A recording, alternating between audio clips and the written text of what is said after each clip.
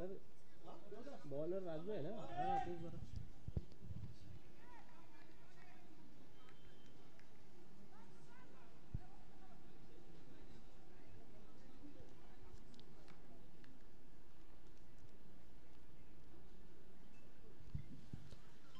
यावेळेस पुन्हा एकदा हवेमध्ये आहे, पाहूया. कुंदन पाटील ते कॅच खाली.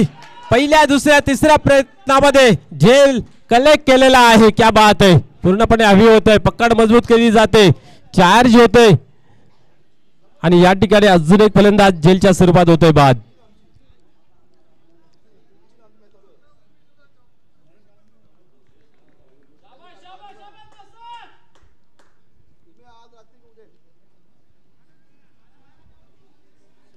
बॅक टू बॅक दुसरा इथं मात्र गडी बाद होताना पाहायला मिळाल्या.